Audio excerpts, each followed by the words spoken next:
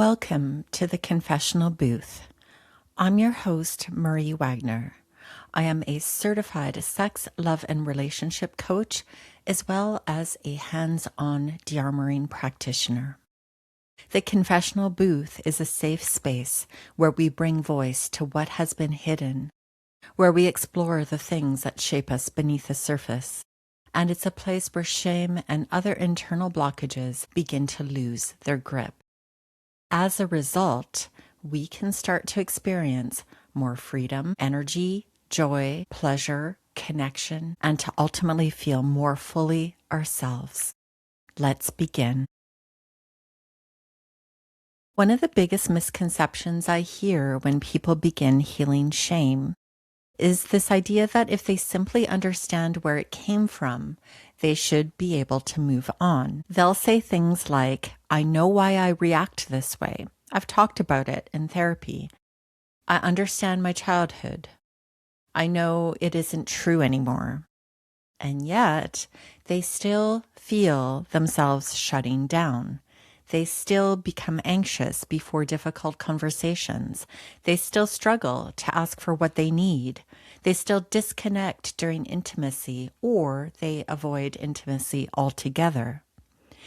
They still feel the familiar tightening in their chest when someone offers them a compliment they are not able to receive. If you can relate to anything I have just described, I want you to know something that I believe changes everything. Understanding is not the same thing as regulation. Insight is wonderful and necessary, but insight alone does not rewire a nervous system, because shame is not simply a story we tell ourselves. It becomes an experience our body learns on a somatic or body-based level. And once the body has learned something, it doesn't simply erase that learning because the mind has gathered new information. It needs new experiences. That distinction changed my entire understanding of healing. For years, psychology focused primarily on the mind, on thoughts, beliefs, behaviors, and those are incredibly important. But over the last few decades, we've begun to understand something much more profound. Our bodies remember experiences in ways our conscious minds often do not. This is something that Bessel van der Kolk explored and researched in his groundbreaking book, The Body Keeps the Score. And just to throw in a fun fact, this book was the first book I needed to read and study in my Tantric and Somatic Coaching certification training way back in 2018. Van der Kolk was also one of the original researchers of PTSD and has studied and worked extensively in his clinical work as well.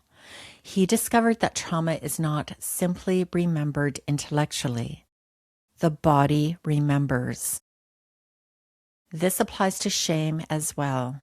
It is remembered in the body and the nervous system, sometimes long after the original event has been forgotten. Think about that for a moment.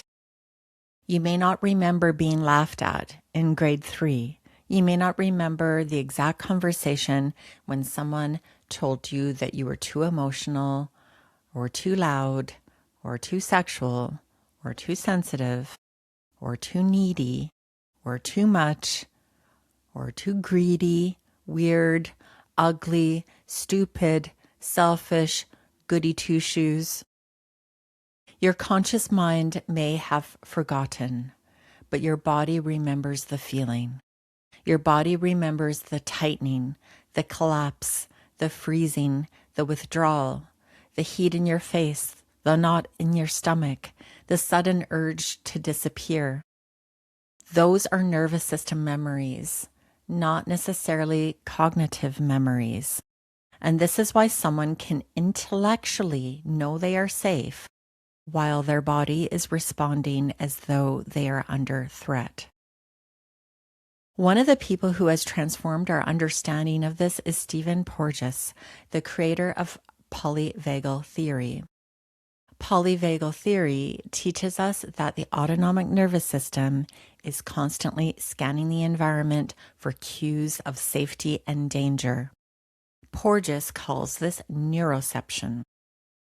Unlike perception, which is conscious, neuroception happens automatically. Your nervous system is making thousands of decisions every minute without asking your permission. Is this safe? Is this person trustworthy? Am I accepted here? Should I stay? Should I leave? Should I defend myself? Should I disappear? This happens long before your thinking brain catches up. Imagine you're about to tell your partner something vulnerable. Maybe you want to admit you're afraid. Maybe you want to ask for more affection. Maybe you want to express a sexual desire you've never spoken out loud. Before you've even finished forming the sentence, your nervous system begins scanning. Your breathing becomes shallow. Your muscles around your jaw tighten. Your diaphragm restricts. Your throat begins to close. Your heart rate increases. Maybe even your chest is pounding. A knot forms in your gut or your solar plexus.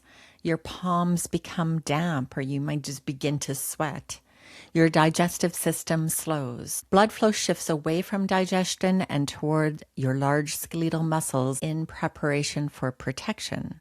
Your prefrontal cortex, the part of the brain responsible for language, reflection, and problem solving, begins losing efficiency as survival circuits become more dominant. You suddenly cannot find the words. Not because you don't know them, but because your nervous system believes speaking them may threaten connection. This is purely a biological response. And biology always makes sense when we understand the context in which it developed. Dr. Gabor Mate, author and expert on trauma and addiction, often reminds us that the question is never, "What's wrong with you?" The better question is, "What happened to you?" I would actually go one step further. What happened to your nervous system? Because every adaptation had a purpose. If speaking honestly resulted in punishment, criticism, ridicule, emotional withdrawal, or abandonment when you were young, your nervous system learned something very intelligent. Truth feels dangerous. If asking for your needs was met with anger, needs become dangerous. If expressing sexuality led to shame, desire becomes dangerous. If crying resulted in humiliation, emotion becomes dangerous. The body does exactly what it was designed to do. It protects you. The challenge is that the nervous system doesn't always recognize that your life has changed. It responds to present situations using old maps and blueprints. Carl Jung said, "Until you make the unconscious conscious, it will direct your life and you will call it fate." I wonder if today we might expand that slightly. Until your nervous system experiences enough safety to update its map or blueprint, your body will continue responding to old danger as though it is happening now. That is why healing cannot simply happen in the mind. It has to happen in the body. James Hollis, Jungian psychoanalyst, writes about the unlived life, the parts of ourselves that became abandoned in order to survive. I often think about how many of those abandoned parts are still living inside the nervous system. The confident child who became quiet, the curious child who stopped asking questions, the affectionate child who stopped reaching out, the sensual teenager who learned to disconnect from desire. Those parts didn't disappear, they adapted. John Bradshaw described toxic shame as an identity wound. I am the mistake. When shame reaches identity, the nervous system organizes around protection. People begin shrinking themselves before anyone else has the opportunity. They apologize before they've done anything wrong. They anticipate rejection before it happens. They monitor every facial expression, every tone of voice, every pause. This is hypervigilance. The nervous system becomes so skilled at detecting possible danger that it struggles to recognize safety. And this is exhausting. Think about the physiology involved. Constant sympathetic activation, elevated cortisol, increased adrenaline, chronic contraction through the neck and shoulders, jaw clenching, pelvic floor tension, restricted diaphragmatic breathing, digestive disturbances as blood flow is repeatedly diverted away from the gastrointestinal system, poor sleep, inflammation, reduced immune function, difficulty accessing sexual arousal because safety is required for the body to shift into receptive states. This is why shame often affects every aspect of life. It is not confined to emotions. It changes physiology. And when the nervous system can no longer sustain constant activation, another survival response often appears: shutdown, numbness, disconnection, fatigue, loss of desire, difficulty feeling joy, difficulty feeling anything. Polyvagal theory describes this as moving into a dorsal vagal state. Many people think something is wrong with them because they no longer feel motivated. Sometimes the body is conserving energy because it has decided the world is no longer safe enough to engage. Again, the body is adapting. So, how do we begin changing this? The first step is understanding that shame cannot be healed through self-criticism, or your inner critic, as I like to say. You cannot shame yourself into healing shame. The nervous system learns through experience, which means we need new experiences, safe experiences, corrective experiences. That might look like telling a trusted friend one truth you've never spoken before and discovering they stay. It might look like asking your partner for a need and experiencing acceptance rather than rejection. It might look like working with a coach or a therapist to really be able to say the things you've never been able to say. It might look like noticing your shoulders rising towards your ears during conflict and then consciously allowing them to soften. It might look like extending your exhale because the vagus nerve responds to slow, prolonged breathing, signaling safety to the autonomic nervous system. It might look like placing one hand on your chest and one on your abdomen, feeling both rise and fall together, reminding your body that this moment is different from the past. It might look like making eye contact with someone who feels emotionally safe, allowing your social engagement system to come online. This is another beautiful contribution from Stephen Porges. Healing happens in relationship. Our nervous systems regulate each other. Safety is contagious. So is fear. This is why choosing who we heal with matters. It is also why I believe confession in a safe space with a safe person is such a powerful act.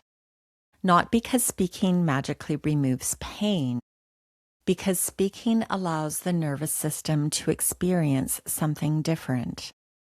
I can tell the truth and remain connected. I can be fully seen and remain loved. I can express my desire and remain safe. Those moments begin updating the nervous system's internal map. Little by little, conversation by conversation, breath by breath, relationship by relationship. Eventually, something remarkable happens. The body begins expecting connection instead of rejection. The breath deepens without conscious effort. The jaw softens. The pelvic floor releases. The diaphragm moves more freely. Digestion improves. Sleep deepens. Eye contact becomes easier. Curiosity returns. Pleasure becomes available again. Not because the past disappeared, but because the nervous system finally learned that the present is different than the past. I think this is what healing really is. It is not becoming someone new. It is allowing your body to experience enough safety that it finally stops protecting you from a world that no longer exists.